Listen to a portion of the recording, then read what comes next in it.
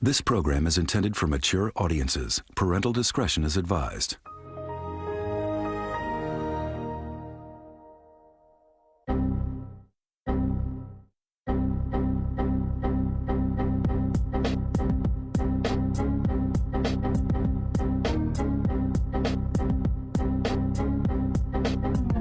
Welcome, ladies, gentlemen, and everyone in between. I don't know what this world is coming to. I hope you find some peace of mind in this lifetime. Tell them. I hope you find some paradise. Tell them. Tell them. Tell them. Tell them you're... I've been going through something for 15,455 days. I've been going through something. Should I be afraid? I can't be a pessimist because I'm alive. To be a pessimist means that you have agreed that human life is an academic matter. So I'm forced to be an optimist. I'm forced to believe that we can survive whatever we must survive. But the Negro in this country, the future of the Negro in this country is precisely as bright or as dark as the future of the country. It is entirely up to the American people and our representatives. It is entirely up to the American people whether or not they're going to face and deal with and embrace this stranger whom they maligned so long. What white people have to do is try to find out in their own hearts why it was necessary to have a nigger in the first place. Because I'm not a nigger, I'm a man. But if you think I'm a nigger, it means you need it. The question you got to ask yourself, the white population of this country has got to ask itself, North and South, because it's one country, and for a Negro, there is no difference in the North and the South. There's just a difference in the way they castrate you. But the fact of the castration is the American fact. If I'm not the nigger here, and you invented him, you, the white people, invented him, then you got to find out why. If I'm being honest, I don't know if I've ever had a year of peace in my life. I'm genuinely thinking back to my childhood, and I can't really think of a single one. There's just always been some type of conflict, some type of turmoil. Even with that, I choose not to be a pessimist. Viewing the world and everything in it as bad doesn't really help anything. Doesn't help the situations you're in. Certainly doesn't help your mental health. I am a realist though, so even when I say something negative, I'm not meaning it in a negative light. I'm just calling it as I see it. I prefer to attempt to be an optimist. There has to be meaning to all of it, right? Like some type of purpose. I find it hard to believe that all of this is just random. You know, some atoms exploded that created this infinite universe. Then some rocks collided and made Earth, and at some point water developed, and then some organisms started to swim, and then they climbed up on the shore, and they figured out how to make fire, and thousands upon thousands of generations later, these creatures survived, spread across the land, until one day my dad met my mom, and now I'm here speaking out into the abyss about my problems to Lord knows who. Has to be some type of intelligent design behind all of this, right? I've been going through a transformation over the past, 10 years, I would say. I hit a rough patch in my life about a decade ago. Had a mental health breakdown and had to go on medical leave at work. My depression and anxiety had got the best of me, and I was battling panic attacks almost daily. It took about a year, but I climbed out of that, I guess, on the surface, because truth of the matter is I got back to a place in my life where I was able to put my mask back on and go through my day to day while secretly counting down the days until I would eventually die, until I could finally put this existence behind me. I was a heavy weed smoker back then. It was the only thing that could ease my nerves and provide my brain with a dopamine hit to regulate my body. At this job I worked at, which was like 45 minutes from my house, I worked nights and I would wrap my shift. I'd sit in my car in the parking lot, smoke some weed, and I would drive home. Several times over the course of working at that place, while driving home down the freeway late at night, I would close my eyes for a certain amount of time while driving. If I crashed and died, technically wasn't suicide. It would be what the universe wanted because I was playing a game of chance. So it was out of my hands. Well, those games caught up with me May of 2016 when one day I was out of blunt wrap, so I took my weed pipe with me, went through my regular day at work, got off work, smoked in the parking lot, started to head home. I was like 5 minutes away from my home when the cops pulled me over. Apparently, at some point, one of my headlights had went out. The weed pipe was in the center console, so, it was too late to hide it. I remember this story from two separate friends who had told me about getting pulled over while they had weed paraphernalia on them, and they said they were just straight up with the cop, and the cop took the stuff and let them go on their way. Again, I was 5 minutes away from my home, so figured I'd try that technique. In hindsight, I should have realized that that was the experience of a white man and a white woman. The two friends who had told me those stories on separate occasions. And I should have realized that society doesn't view me in the same way as they're viewed. And cops especially do not treat us equally in this society. So I was arrested. I got 5 years probation, had my license suspended. I was sent to rehab. I was sent to Mothers Against Drunk Drivers, where a woman told me a drunk driver killed her parents, so people like me are the reason why she'll never be able to find happiness in this lifetime again. I was put on a task program where I had a certain color, and every morning I had to call into this hotline. If my color came up, I had to go drug test before 6 p.m. And if I missed that deadline, or if I didn't have the $50 to pay for the test, or even if my pee was clear, I would violate my probation and be sent to jail for 6 months. Since weed stays in your system for about 30 days, I immediately put that vice down and I picked up another mask to numb the pain. That being alcohol. Because that only lasts in your system for about 11 hours. So as long as I stopped drinking the night before, around 8 p.m. or so, I would piss clean the next day. I've drunk heavy throughout those 5 years of probation. And then even past that stint, it helped me reset my brain after a very long day of wearing a mask.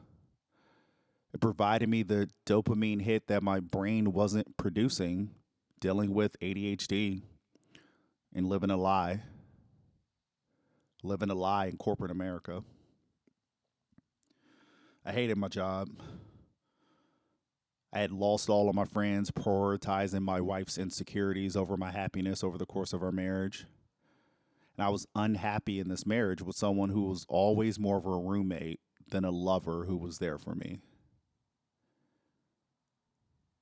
In 2022, all of that kind of came to a head when my oldest son suffered a serious eye injury. He suffered from headaches, light sensitivity, and honestly, we didn't know if his eye was ever going to heal.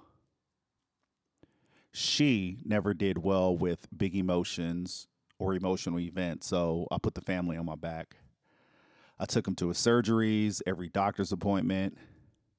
I reassured him every time as we were driving and as he cried in the back seat that everything was going to be okay. His life would be normal again at some point.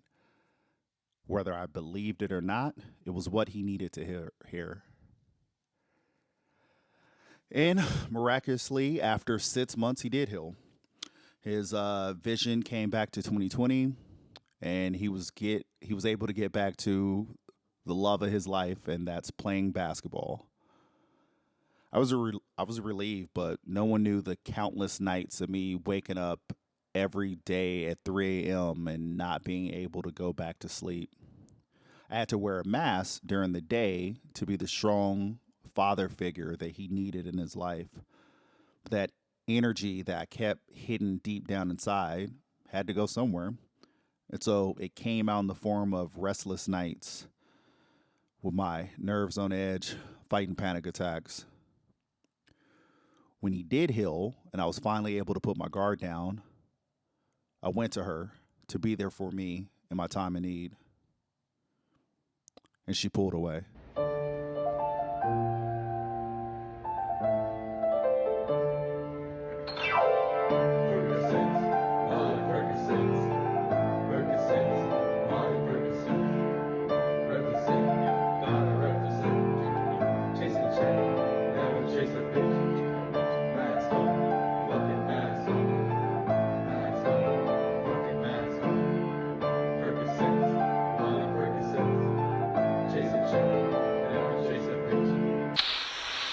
I wore masks my whole life to survive. As a child, I was smart, straight A student, but I was poor, and we lived in the hood. So the majority of the people I grew up around were drug dealers and hustlers, be it classmates, friends, family. I was the odd one out, and I couldn't be a square. I had to act tougher than I was so I wouldn't be taken advantage of. I survived. I developed PTSD, but I survived. Survivor's guilt still lingers, but again, I survived. Then I grew up, joined corporate America, and I had to put a different type of mask on. I didn't have the opportunity to go to college. I worked nonstop since I was 15 years old to make a living.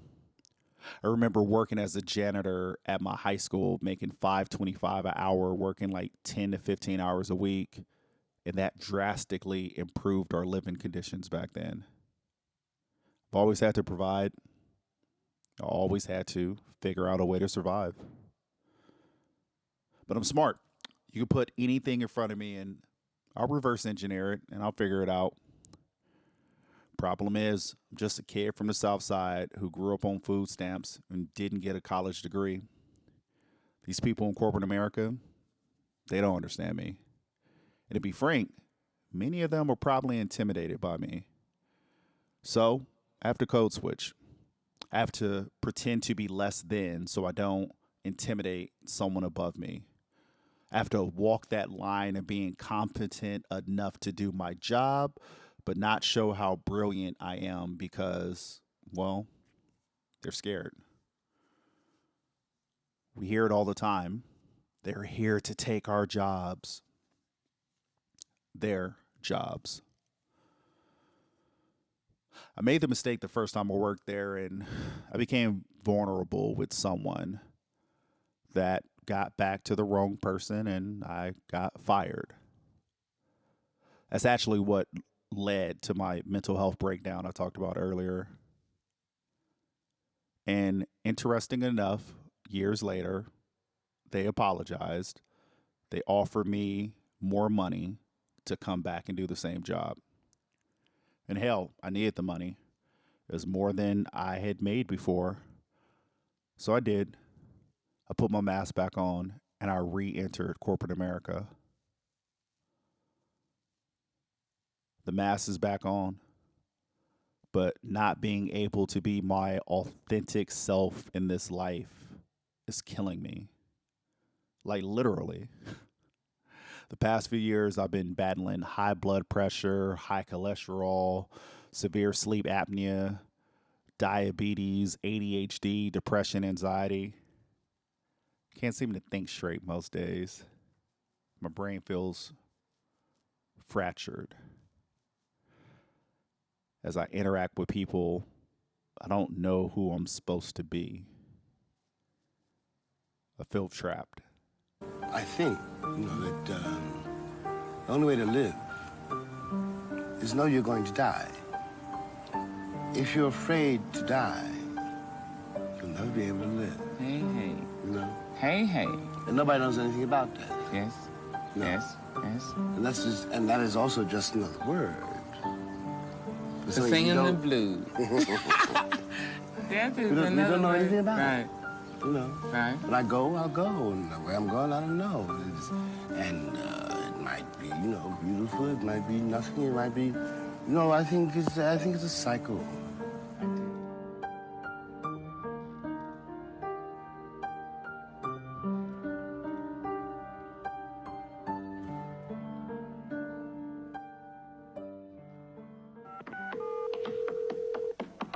Hello?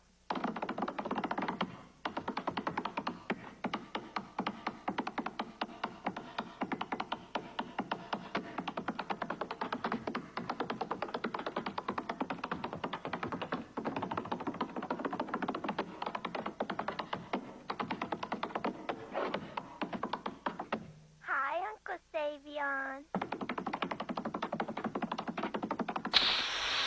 Am I the victim or am I the villain in my own story? I can sit here and tell you all these sad tales about the kid that God forgot about and left in the hood, raised by his single mom, who had an older sister who was a narcissist who would abuse him, and how all my friends used to gangbang and all my family members were hustlers, and how my dad wasn't fully active in my life until I had open heart surgery at the age of 17 to fix a hole in my heart that was actually killing me. I can say, woe is me, I never had a chance in this lifetime.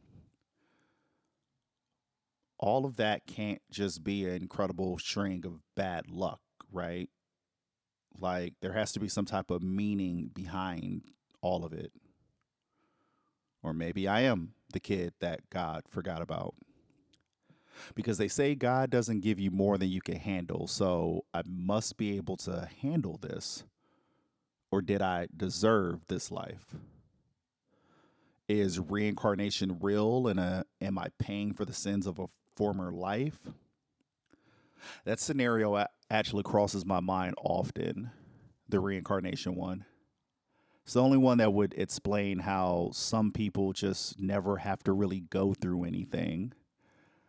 There are people like the Kardashians who never had to worry about anything. They were born into wealth, or at least at a young age, their parents became wealthy and they lived this life where they never had to want for anything. That can't be fair, considering there are children who live in Palestine and are having their entire community blown up block by block. Their entire existence has been within a genocide.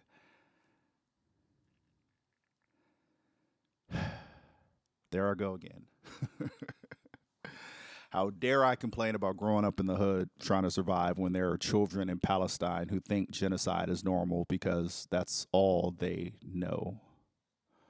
I'm complaining about food stamps when there are kids in Flint who have never known what it's like to have clean water come out of their faucets. Maybe I am the villain. I'd sit and watch the people on top, and maybe I would be just like them if I wasn't so scared. Maybe they're fearless and I'm the coward, finding ways to make excuses for my own failures. Maybe while I am a child who didn't have much, I developed many amazing talents. And maybe I just can't seem to get out of my own way to see any of that come to fruition. Maybe. If I love you, I can't lie to you. Of course you can lie to me, and you will. If you love me and you're going off with Maddie someplace, you're lying to me. Because what the hell do I care about the truth? I care if you're there. But Billie Holiday say, hush now, don't explain. All right, I accept that. Of course you'll lie to me, because I don't even want to care. What does the truth matter? And why are you going to be truthful with me when you lie to everybody else? You lied when you smiled at that cracker down the job, right? Lie to me, smile. Treat me the same way you would treat him.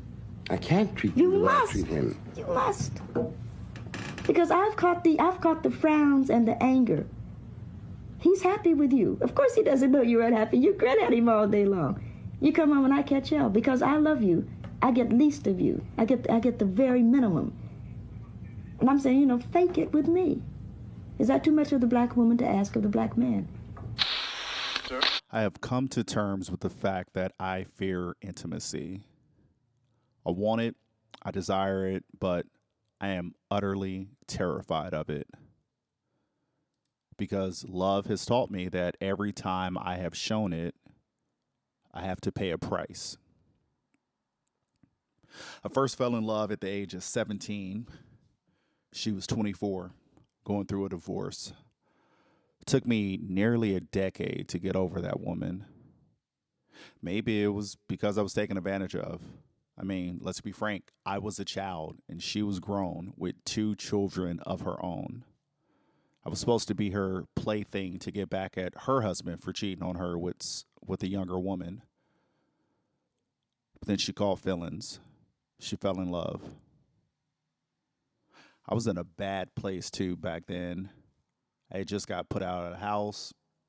I had to let my college grant fall to the wayside because I needed to continue to work to take care of myself. I too was just looking to have some fun, but I too fell in love with her. And when I was finally able to have the courage to admit it, she left. My ex-wife and I knew each other for years online before we had finally went out on our first date in our late 20s. Within 90 days of our first date, she got pregnant, her lease came to an end, and she moved in with me. That first year was rough. We were barely getting to know each other while also having our first child on the way. That second year was rough with a newborn baby, and she was pregnant with our second child on the way. Our third year was rough. We had a newborn baby and a 2-year-old. Our fifth year, I proposed. I mean, at that point, we had 2 kids, and marriage seemed like that was the next step. That was the right thing to do. I figured eventually we'll develop that bond to become all that we can be in this relationship. Then that mental health breakdown I spoke of happened, and I was trapped in that room trying to convince myself that whatever was going on with me was just a medical issue that needed to be found, and all of that would go away. I actually learned post-separation that is when she tapped out of the marriage. I had no idea because, hell, we stayed together for another 5-6 years after that. But apparently it opened up a childhood wound of hers that had never healed. While she was growing up, her mother would work 2 to 3 jobs while her father would sit around the house trying to find get-rich-quick schemes. In her eyes, I was doing to her what her father had did to her mother as she was growing up. The reality was I had lost my battle to anxiety and depression and didn't quite realize it. That late diagnosis when I was a teenager of needing to have open heart surgery was always a concern lingering in the back of my head. And during that time period, I thought I was facing another medical issue that the doctors were not listening, that the doctors were ignoring and just trying to put me on psychiatric meds and get me out of their offices. Truth is, I was ignoring how you could only hide unhappiness behind a mask for so long. I'll never forget that first marriage counseling session either. I had told the therapist about our recent blow up after our son recovered from his eye injury.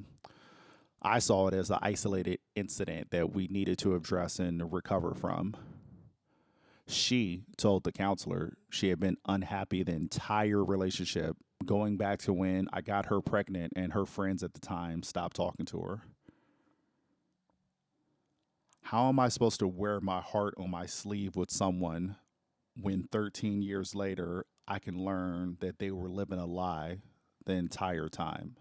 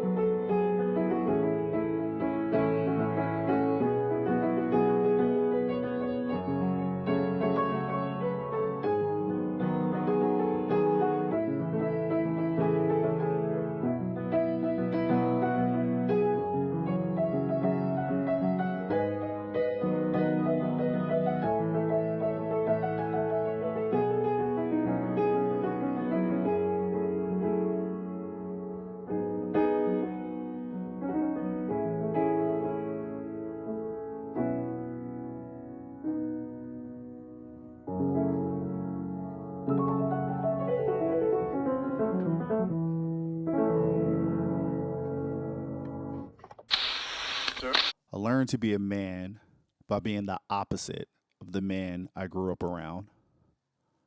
My father was around sporadically during my childhood, like I said. He'd be around for a few months, then he'd be out, and the next time we'd see him would, be the following year or something. Him and my mom never quite had the greatest relationship with one another. They were two people with unhealed trauma who would eventually collide with one another time and time again. All of my uncles were in jail or drug addicts. My grandfather on my mother's side passed away while she was pregnant with me, but apparently he was a drunk and an abuser, so I guess I really didn't miss any positivity there. Now, my grandfather on my dad's side, he was an incredible man who I often think I share a lot of my traits with. But unfortunately, he lost his eyesight when I was very young, so he spent most of his time in his house in this back room listening to baseball games. And he had a horrible wife. Yeah, I'm referring to my dad's mom. So I didn't really get to spend as much time with him as I would have liked to have gotten some of that wisdom and some of that positive reinforcement for what a man should be.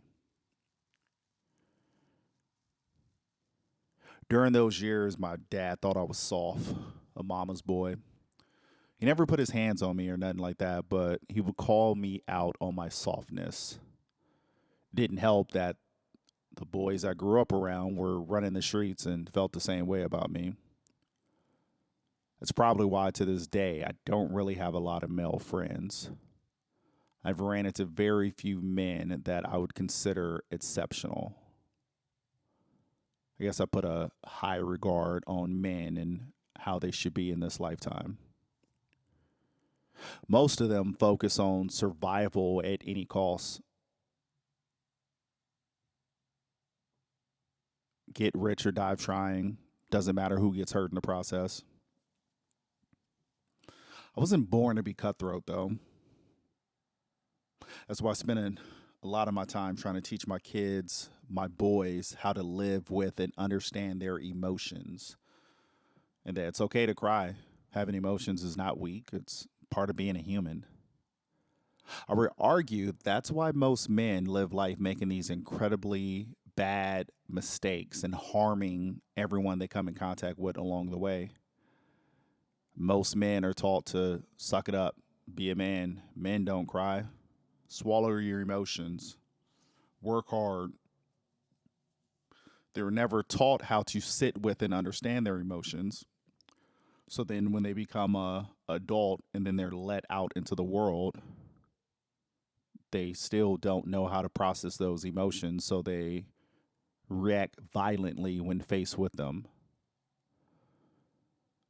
So I guess if I have to feel everything in order to break that generational curse for my kids, then so be it.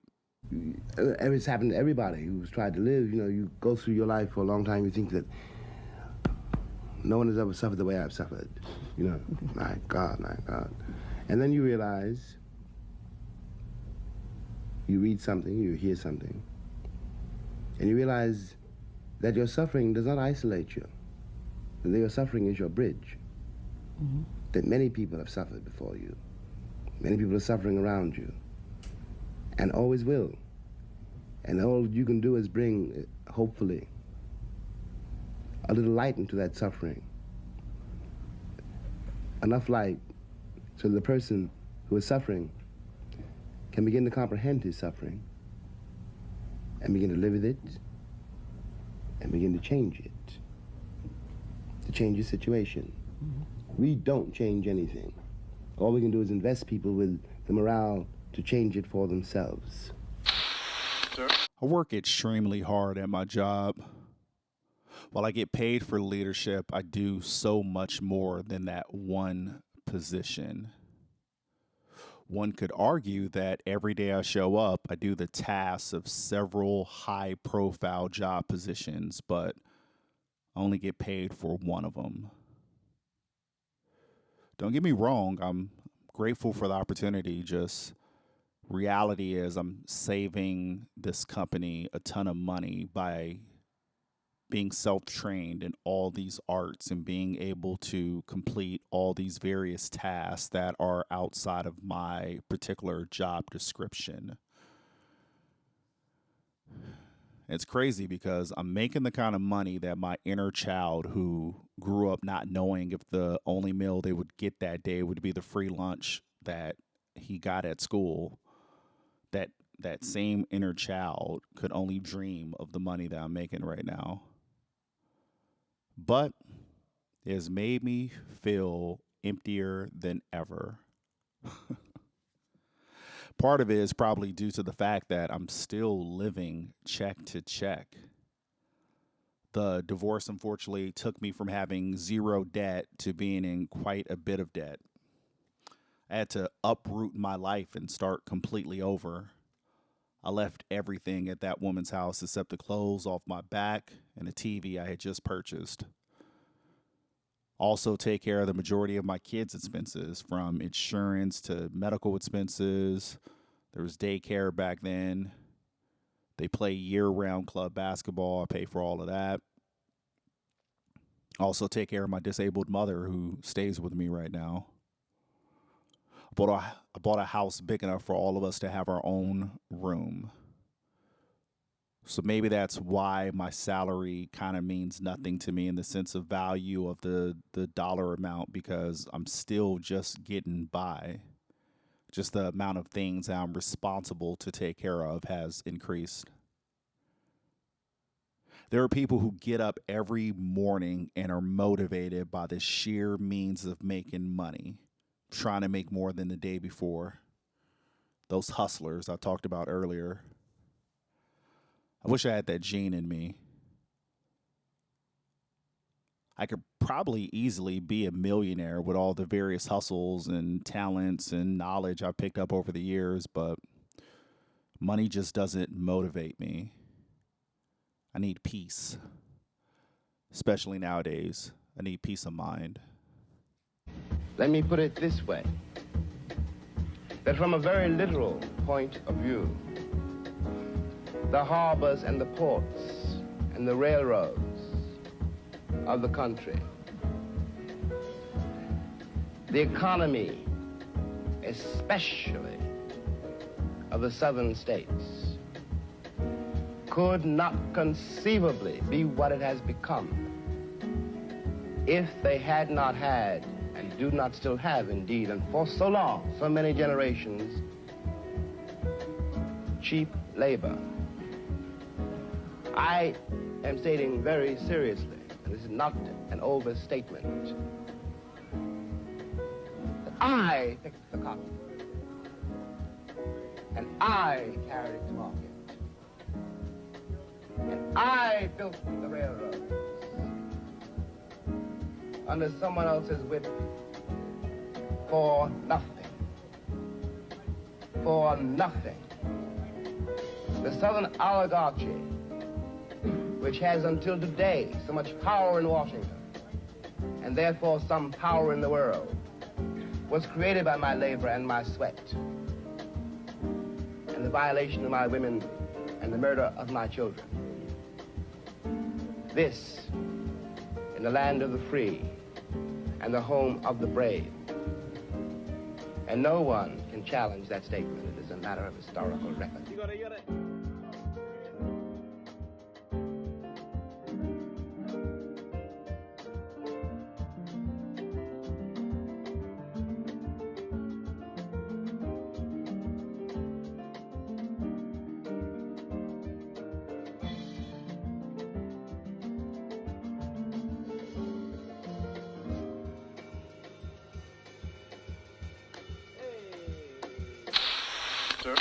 Are you that fucking dumb? You ain't hear what the fuck I said? You asked me. Cut his fucking mic. Since he wanna be fucking dumb. Now you wanna be fucking dumb. While married, me and my ex never argued. We'd bump heads occasionally, of course, but never to the point of raising our voices. The kids never really saw us in any type of disagreement. I had always thought it was due to us having this great understanding of one another, when in reality, a relationship that appears peaceful and conflict-free on the surface, but lacks genuine emotional honesty or intimacy, is not a true bond between two people. The absence of conflict is maintained by avoidance and not true understanding. A therapist would describe couples who never fight but suppress emotions as having pseudo-harmony. I now see signs of avoidance in a lot of the new people I meet. And I have noticed that the moment I start to see them avoid difficult conversations, and especially that early in the time of us meeting and getting to know each other, I find myself emotionally starting to pull away. I can't lose another decade of my life with someone avoiding reality for the sake of comfort. I'd rather be at peace by myself than at war surrounded by people pretending that this war does not exist. And you have more in common with a white author than you have with someone who's against all literature. So why must we always concentrate on color or on religion or this? There are other ways of connecting men. I'll tell you this. When I left this country in 1948, I left this country for one reason only, one reason. I didn't care where I went. I might have gone to Hong Kong, I might have gone to Timbuktu, I ended up in Paris, on the streets of Paris, with $40 in my pocket on the theory that nothing worse could happen to me there than it already happened to me here. You talk about making it as a writer by yourself. You had to be able then to turn up all the antenna with which you live, because once you turn your back on this society, you may die. You may die. And it's very hard to sit at a typewriter and concentrate on that if you're afraid of the world around you. The years I lived in Paris did one thing for me. They released me from that particular social terror, which was not the paranoia of my own mind, but a real social danger visible in the face of every cop, every boss, everybody. Everybody, no matter who, no matter what his attitude, is bigoted. I did not say that. Well, has an attitude, it's on his face, is in the way of every boss. But you're every asking boss. me, you're asking me to do something impossible. You're asking me to take the will for the deed. I don't know what most white people in this country feel, but I can only include what they feel from the state of their institutions. I don't know if white Christians hate Negroes or not, but I know that we have a Christian church which is white and a Christian church which is black. I know, as Malcolm X once put it, the most segregated hour in American life is high noon on Sunday. That says a great deal for me about a Christian nation. It means that I can't afford to trust most white Christians, and certainly cannot trust the Christian church. I don't know if the real estate lobby is anything against black people, but I know the real estate lobbies keep me in the ghetto. I don't know if the Board of Education hates black people, but I know the textbooks they give my children to read and the schools that we have to go to. Now, this is the evidence. You want me to make an act of faith, risking myself, my wife, my woman, my sister, my children, on some idealism which you assure me exists in America, which I have never seen. I had to walk away from the life I knew for self-preservation. I have learned it's more important to be your authentic self, even if it costs you everything. I have evolved quite a bit over the years. So much so, I find myself feeling like a foreigner around people I've known for decades. I don't care for casual talk. I don't care for casual connections. I feel everything going on in the world. And I can't ignore it or numb these feelings through various means of entertainment. The current administration is trying to overthrow the government. There are white supremacists breaking the law to take things back to before the civil rights movement. They're kidnapping people and possibly dropping their bodies into international waters. They want to start electrocuting queer folk into being straight. And there's an entire genocide going on the other side of the globe. So I'm sorry, I can give a fuck about Taylor Swift and whichever Kelsey brother she's currently engaged to. You know, in history, there's been all of these stories of genocides and the rise of Hitler, and we've always looked back and wondered, like, how did people let things get that bad? And now living through it, I understand. I have seen with my own eyes a man try to overthrow the government multiple times. I've witnessed him break constitutional laws and target his political enemies, while the majority of people stand idle by and argue that both sides are just as bad. These horrible injustices continue to happen because, to be frank, the majority of people are cowards, waiting for someone else to save them. If we were white, if we were Irish, if we were Jewish, if we were Poles, if we had, in fact, in your mind, a frame of reference, our heroes would be your heroes too. Nat Turner would be a hero for you instead of a threat. Malcolm X might still be alive. And everyone is very proud of brave little Israel, a state against which I have nothing. I don't want to be misinterpreted. I'm not an anti-Semite. But when the Israelis pick up guns, or the Poles, or the Irish, or any white man in the world says, "Give me liberty or give me death," the entire white world applauds. When a black man says exactly the same thing, word for word, he is judged a criminal and treated like one, and everything possible is done to make an example of this bad nigger so there won't be any more like him. I find myself conflicted most days. I enjoy being the leader, the person who everyone comes to for assistance, for advice. It means I can be trusted. It means my insight is valuable to them. I also battle imposter syndrome daily. Maybe I have no idea what I'm talking about. If I was as wise as I think I am, why am I still struggling with everything? What is the actual bar of success in life? I'm also coming to grips with the fact that I can't please everyone. Growing up, I thought if I people pleased and did everything for everyone, they would in turn do the same for me. I remember talking to my therapist about how I didn't have a type when it comes to relationships. Like no one I ever dated looked the same or acted the same. As we kind of deep dived into that concept, we did find a pattern. I was attracted to emotionally unavailable people, the kind that attach themselves to people pleasers, the type that'll take and take and take from you, and when you have nothing left to give, they'll leave to go get more from somewhere else. The question became, why did I keep getting into those situations? The truth is, it is to fill a void. You want to be Captain Save-A-Ho, because when you save her, she will be indebted to you, and then she will stand by your side ever so grateful that you saved her. But the truth is, that's not how life works. That's not how humans work. Humans live very much so in the stance of, what have you done for me lately? Yes, you moved that mountain for me, but that was last year. What monumental feats have you accomplished for me this year? Or at least that's my perception of people. We're all selfish, not just them. I mean, I am too. I want someone to dedicate themselves to validating all the things that I think about myself. Because while I believe I am this brilliant human being, my status in life says otherwise. While I believe I am this loving, caring individual, my social status says otherwise.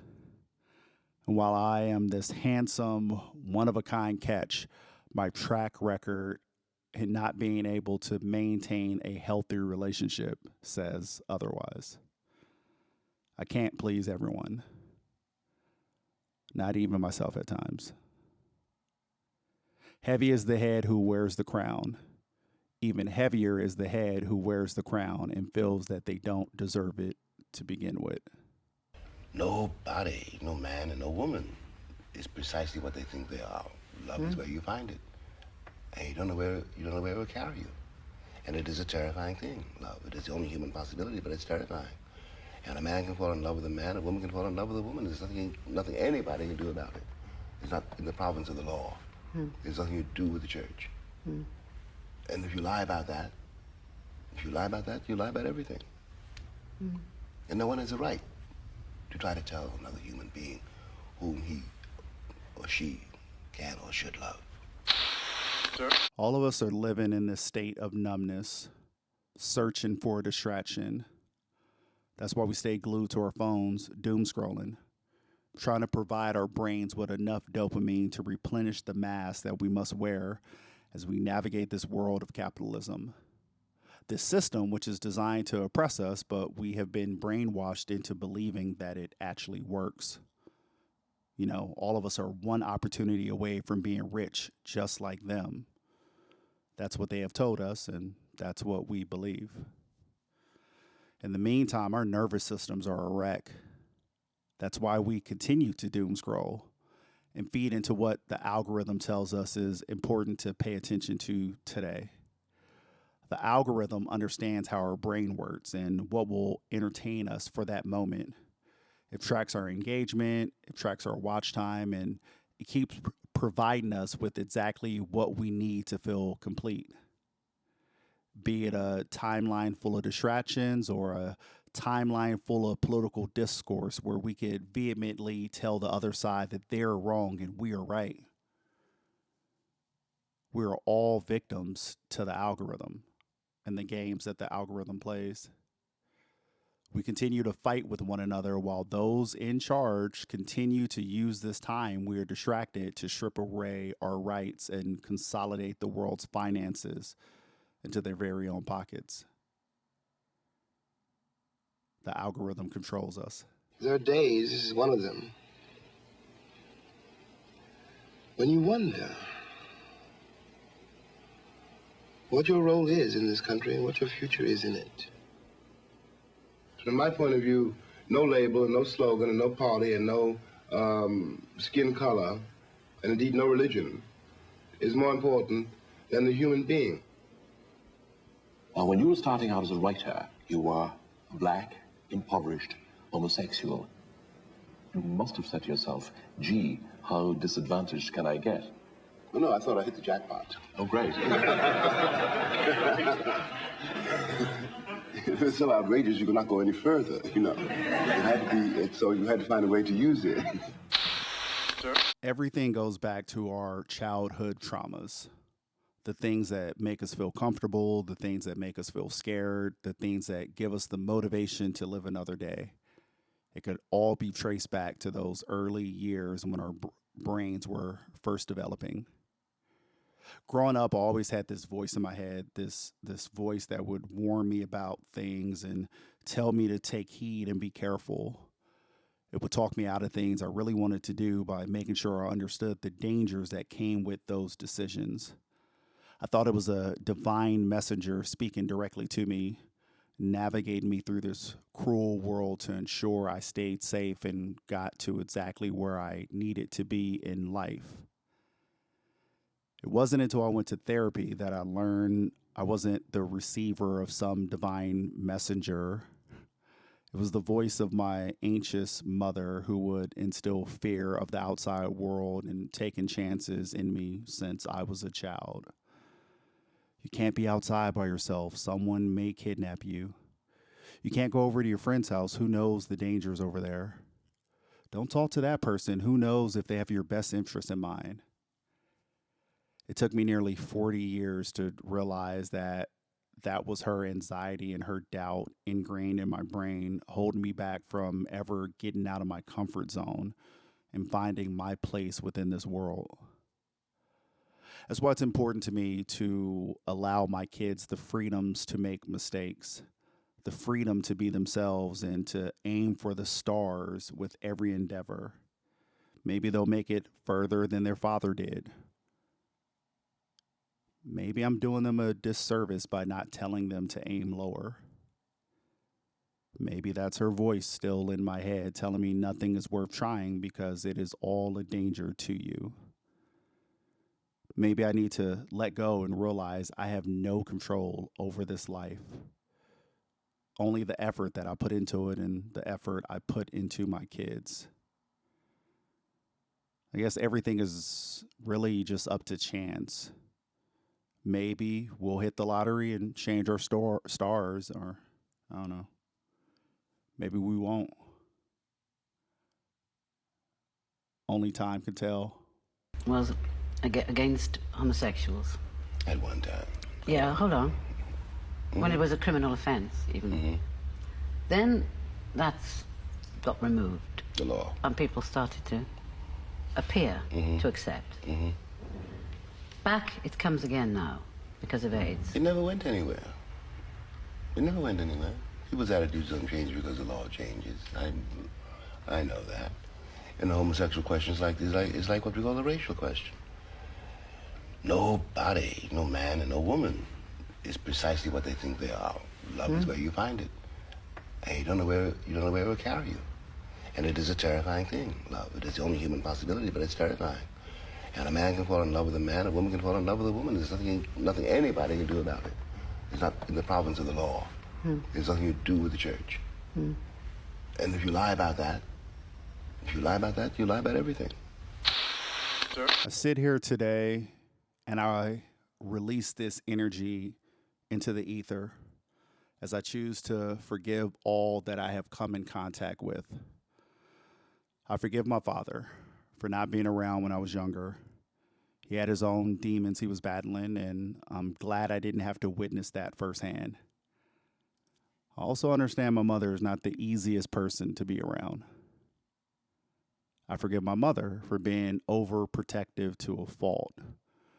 She had a very rough upbringing in the household that she grew up in with her father, and it's no wonder she's been riddled with anxiety her whole life.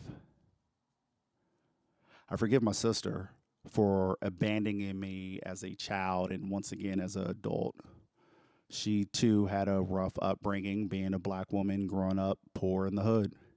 She clearly has PTSD and a ton of mental health issues, so if she chose to run to save herself, good for her. I hope she finds the peace that she has been seeking her whole life. I forgive my ex-wife. Neither one of us were prepared to be parents with someone we didn't know. Neither one of us understood all of the childhood traumas we held on to and how we would remind one another of certain family members who did them wrong. I hope you find the peace you need to be the mother our kids need. I forgive myself. It's okay that you were a terrified child masking your whole life, attempting to fit in and survive. You masked for so long in your life that you lost touch with who you truly are. And I'm glad to see you realizing that and coming to terms with that in your 40s. Learning how to regulate your emotions and how to speak your mind and how to stand up for political issues, being the father figure that you needed, and being comfortable in your own sexuality. Learning about the term gynosexual, being attracted to femininity, no matter the gender identity, helped you to understand the wide scope of your ability to love. It also helps you to understand that you are more than an ally to the queer community. It helps you to understand that sexuality is a spectrum. It's not binary. It's not left or right. It's not gay or straight. Quite frankly, the queer community is more normal in day-to-day life than those who pretend to fall within that small scope of a binary sexuality. Nature is starting to heal itself. I thoroughly believe that. As I sit around and I watch the news and I see what pops up on the algorithm, and I see this Trump administration attack America and try to limit what the American dream is and build this country, or should I say take this country over and give it back to white Christian nationalists. I spent a lot of time over the course of this year worried and scared and concerned about the future. And at the end of the day, whatever is going to happen is going to happen.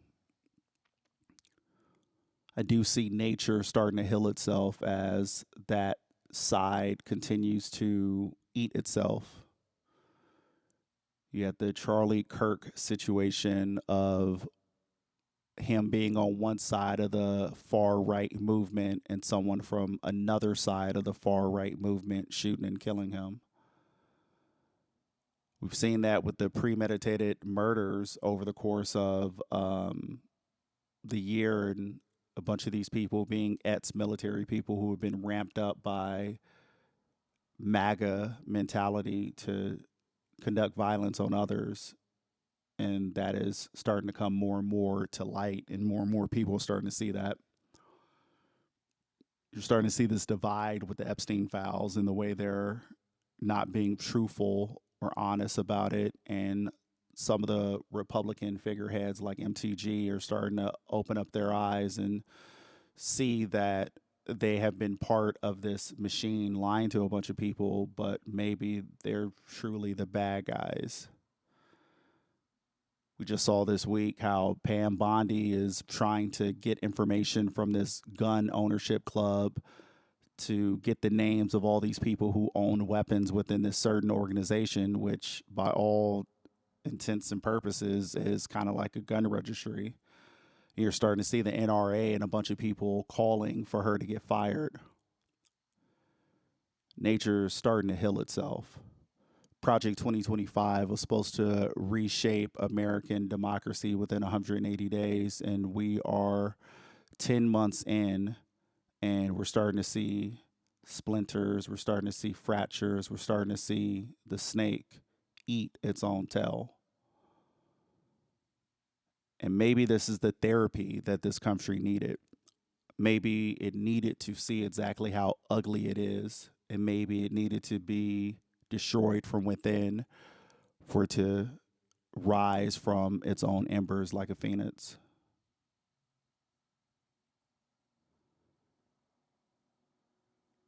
I could be a pessimist, but I choose not to be. I choose to be an optimist because I've spent 40 plus years on this earth, facing every trial and tribulation you could think of, and I'm still standing.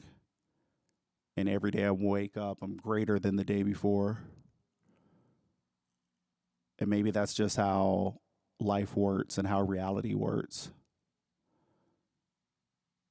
And maybe as I grow and heal and become the person and the human that I need to be, maybe this country will finally turn into what it needs to be.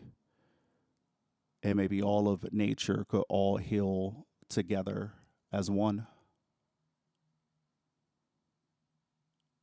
Today, I decided to be an optimist.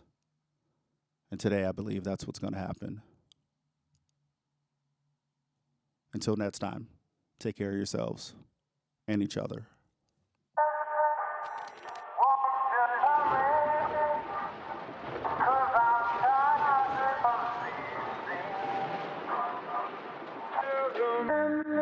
Yeah.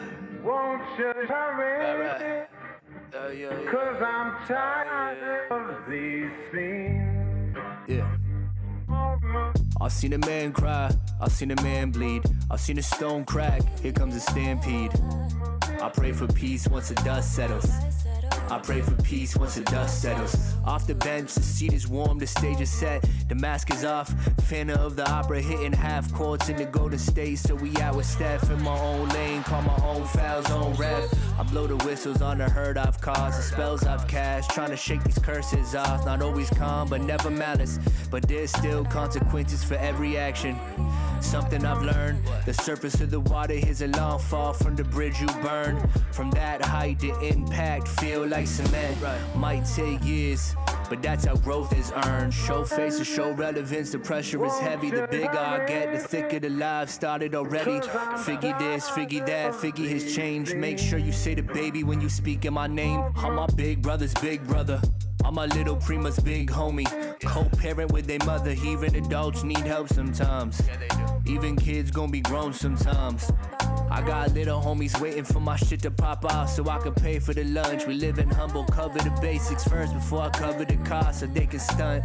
I put that on my chain so you know where I'm from. I'm trying to save lives, I got hero syndrome. But my villain era, they keep on interfering. Way too occupied trying to up this body count. Way too occupied trying to get that ass to bounce. Yeah, entertaining hearts, even ones I have no interest in, no focus where I'm getting to, only who I'm getting with. I can't sit in silence, too much noise, I be sitting with the signal is static. I got dick riders talking shit, requesting in my DMs. Freedom envy, why can't I be him? Fuck boys, fanboys, only difference, one is brave enough to sit it with it. If you only love me for the gender bending, you just chasing gimmicks. If you hate me for the same, it's cause you wish you could be in it. Listen to the lyrics, when I'm stripped down to nothing is what I'm saying, still worth to listen. Haven't heard a song calling me mid, think they offended me. Think they gonna be my downfall is really sending me. Wait in line, little bitch, if anybody ended me, it's gonna be me. I'm my own worst enemy. People double down on their own own instability. Let that shit fall. I've been chillin' since the mid-tall. Aaron loved the self-awareness. Drizzle said I need to settle myself before I settle, so give me a minute. I've seen a man cry, I've seen a man bleed, I've seen a stone crack, here comes a stampede. I pray for peace once the dust settles. I've seen a man cry, I've seen a man bleed, I've seen a stone crack, here comes the stampede.